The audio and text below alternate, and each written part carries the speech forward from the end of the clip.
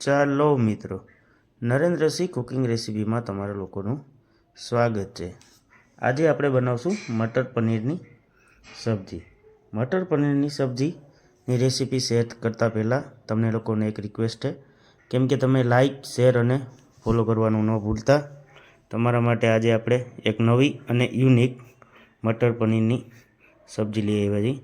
તો ચાલો મિત્રો, આપણે મટર પનીરની સબ્જીની રેસીપી મૂકી દીધું। એમાં આપણે તેલ ગરમ થઈ ગયું, પનીરને મસ્ત ફ્રાય કરી લઈએ। પનીર ફ્રાય કરવાથી શું છે કે અંદર જ્યારે સબ્જી બનાવીએ ત્યારે પનીર ભૂકો ના થાય, એટલે પનીર આપણે ફ્રાય કરીએ છીએ। પનીર નહીં એવું લાલ થઈ જાય ત્યાં સુધી એને ફ્રાય થવા દેવાનું। જો આપણું પનીર એકદમ ફ્રાય થઈ ગયું છે, તો એના પીસમાં છે ને રાતાશ આવવા માંડી, એટલે કે પનીર આપણું એકદમ ફ્રાય થઈ ગયું છે। ચાલો મિત્રો, હવે આપણે મટર પનીરની સબ્જી સ્ટાર્ટ કરીએ। એના માટે આપણે તેલ તો ગરમ જ હતું, એમાં આપણે ડુંગળી એડ કરી દઈશું।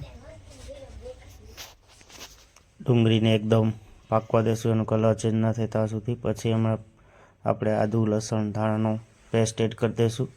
એને મિક્સ કરીને પાકવા દઈશું થોડી વાર। બધા મસાલા પાકી જાય એટલે આપણે એમાં ટમેટાની ગ્રેવી એડ કરશું।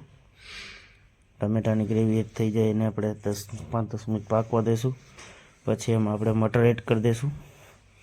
મટર પનીરની હારે પાકી જાય ગ્રેવીની સાથે, એટલે મટરને આપણે 2-5 મિનિટ પાકવા દઈશું।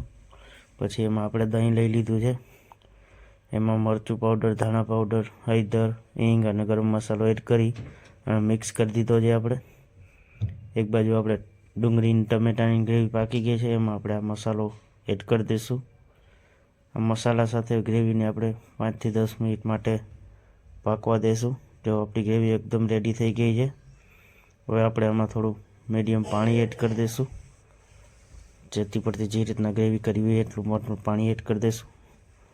પાણી એડ કરીને 5થી 10 મિનિટ માટે આપણે એને પાકવા દઈશું। જો આપણી ગ્રેવીનું સ્ટ્રક્ચર કેટલું બધું રેડી થઈ ગયું છે, કલર અને રંગત પણ આવી ગઈ છે। હવે એમાં આપણે ફ્રાય કરેલું પનીર એડ કરી દઈશું। હવે પનીર સાથે 2-5 મિનિટ પાકવા દઈશું, કેમ કે પનીર તો ઓલરેડી આપણું પાકી જ ગયું છે। તો આપણી ગ્રેવી એકદમ રેડી થઈ ગઈ, પનીર પણ કમ્પ્લીટ થઈ ગયું છે। ચાલો મિત્રો, આ પનીરની રેસીપી સારી લાગે તો